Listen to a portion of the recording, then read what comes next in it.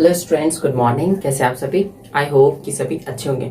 हम लोग जो है अपने प्रीवियस वीडियो में प्लास्टिक जो एनवायरनमेंट पे कैसे इफेक्ट करता है, उसके क्या डिसएडवांटेज है, इसको हमने प्रीवियस वीडियो में कवर कर लिया था। अगर आपने इसे प्रीवियस वीडियो नहीं देखा है तो जरूर से जाके प्रीवियस वीडियो देख लीजिएगा।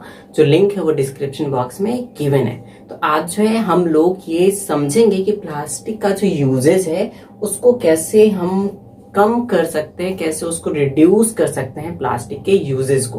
तो चलिए बिना किसी देरी के आज का जो टॉपिक है हम लोगों का उसको स्टार्ट करते हैं।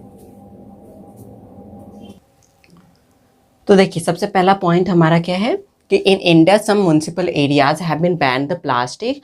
For example today one will not see a single pieces of plastic in Ladakh district. सबसे पहला तो हमारे पास ये कंडीशन है कि हम लोग जो है प्लास्टिक को पूरी तरीके से बैन ही कर दें, ताकि ना हमारे पास एक्स्ट्रा प्लास्टिक जमा होंगे और जो प्लास्टिक हमारे पास पहले से जमा है वेस्टेज के रूप में, उसका हम किसी न किसी वे से उसको रिसाइकल डिस्ट्रॉय करके उस वो जो वेस्टेज है उसको कम करने की कोशिश करेंगे।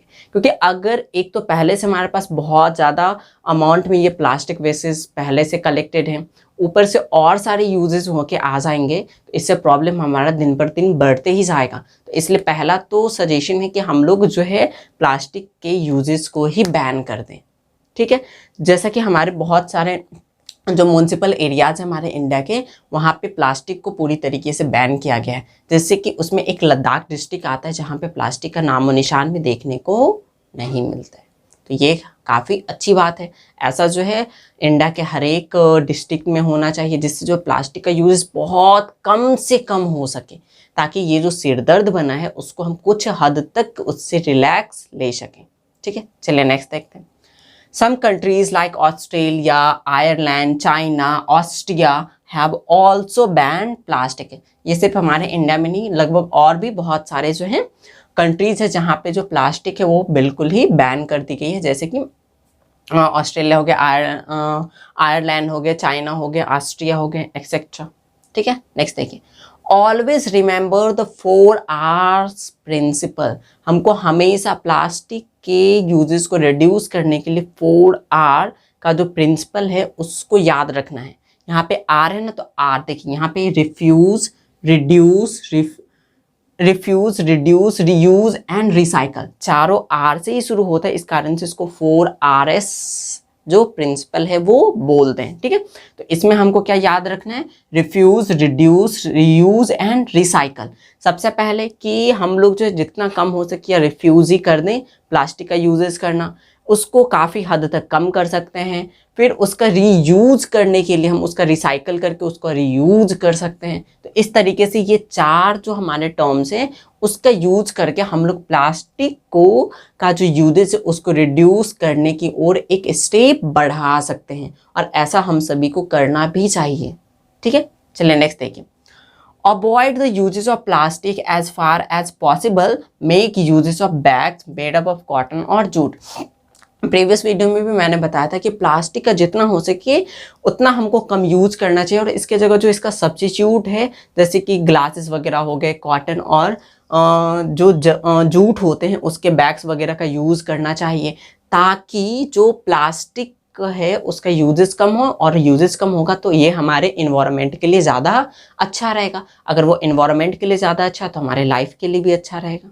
ठीक है, चलिए नेक्स्ट देखिए। बायोडिग्रेडेबल एंड नॉन बायोडिग्रेडेबल, ये दोनों टर्म मैंने प्रीवियस वीडियो में ही क्लियर कर दिया था। ठीक है, biodegradable and non biodegradable wastage should be collected separately and dispose of separately. हमको जब बायोडिग्रेडेबल को अलग करेक्ट करना है एंड नॉन बायोडिग्रेडेबल को अलग करेक्ट करना है, और उसको जो है डिस्पोज भी अलग अलग करना है, एक साथ हमको नहीं करना है। ठीक है, नेक्स्ट देखिए। Try to buy products which have less plastic packaging, और हमको ऐसे प्रोडक्ट्स खरीदने चाहिए जहाँ पे जो प्लास्टिक है उसका यूजेस काफ़ी हद तक कम किया गया हो। ठीक है, उसमें ज़्यादा प्लास्टिक का यूजेस ना हो, वैसे हमको ऑब्जेक्ट खरीदने की ज़रूरत है। ठीक है, नेक्स्ट देखिए।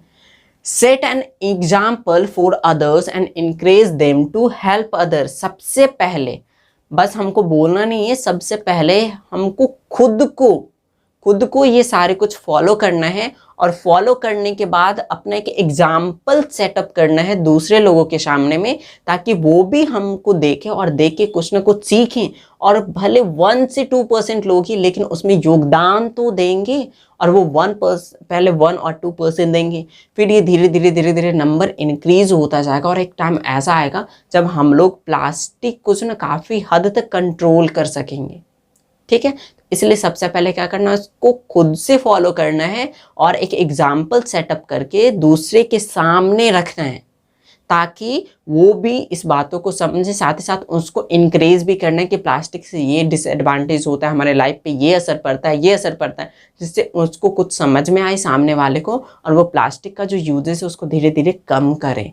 ठीक है, चलिए नेक्स्ट देखिए।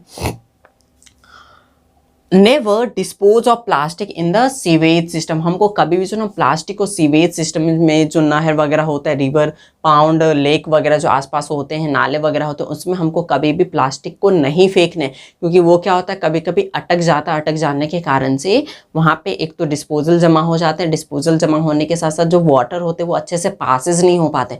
अब वाटर पासेस नहीं होंगे तो नाली क्या हो जाएगा, जाम हो जाएगा, और वहाँ पे बहुत सारे डिजीज ग्रो करने लगेंगे जो कि आसपास के इन्वायरमेंट से फैल जाएंगे उस मोहल्ले कस्बे में। ठीक है, वो जो विलेजेस वगैरह है वहाँ पे ये फैलने के चांसेस बना सकते हैं। इस कारण से हमको जो है, जो प्लास्टिक है उसको हमको सीवेज सिस्टम वगैरह में नहीं फेंकना है। ठीक है, नेक्स्ट देखिए। Shoppers should be encourage to use recycle paper bag. साथ ही साथ जो शॉपर्स होते हैं, जो पॉलीथीन का यूज़ करते हैं, उनको हमको इनकरेज करना चाहिए। उनको जो है हमको प्लास्टिक से होने वाले डिसएडवांटेज के बारे में बताना चाहिए, ताकि वो भी जो है रिसाइकल होने वाले पेपर बैग का यूज़ करें, जूट या कॉटन का बना बैग यूज़ करें। ठीक है, थोड़ा सा कॉस्टली होगा, लेकिन ये हमारे और इन्वायरमेंट के लिए काफ़ी ज़्यादा अच्छा होगा। ठीक है, नेक्स्ट देखिए। Use the substitute of plastic like glass, stainless steel etcetera in various field. हम लोगों को अधिकतर क्षेत्रों में जो है प्लास्टिक के सब्स्टिट्यूट लाने की ज़रूरत है। जैसे हम लोग कॉस्टली के कारण से प्लास्टिक का यूज़ करते जा रहे हैं, लेकिन इसी थोड़े से कम कॉस्ट के कारण से जो ना हमारा लाइफ और आगे आने वाला जो लाइफ है वो बर्बाद होता जा रहा है। उसको बचाने की बहुत ज़्यादा ज़रूरी है, और इसके लिए ज़रूरी है कि हम लोग प्लास्टिक का सब्स्टिट्यूट का यूज़ करें, जैसे कि ग्लासेस है, स्टेनलेस स्टील है, वुड है, कॉटन है, जूट है, इन सभी का यूज करें। ठीक है, तो क्या कर सकते हैं हम लोग, जो है प्लास्टिक का जो यूजेस है वो काफ़ी हद तक कम कर सकते हैं इस प्लास्टिक के सब्स्टिट्यूट को ला के। ठीक है, अब यहाँ पे कुछ इंपॉर्टेंट फैक्ट्स हैं, इसको आप लोग देखिए।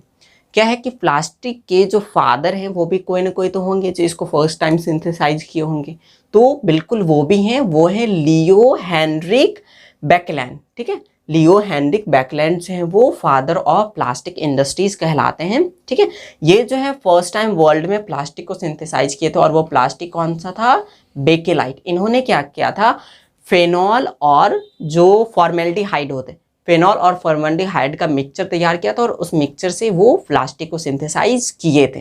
ठीक है, तो ये जो है फादर ऑफ प्लास्टिक कहलाते हैं, उसका नाम क्या है, लियो हेनरिक बेकेलाइट। ठीक है, तो ये था हमारा जो चैप्टर है, इस तरीके से एंड हो गया। आज हमने देख लिया कि कैसे रिड्यूस कर सकते हैं प्लास्टिक को। इसके साथ ही जो हमारा लेक्चर है वो भी चैप्टर नंबर 3 के लिए एंड होता है। अब जो है हम लोग अपने 4th number chapter metals and non metal के साथ नेक्स्ट लेक्चर में मिलते हैं। तब तक के लिए बाय एंड टेक केयर।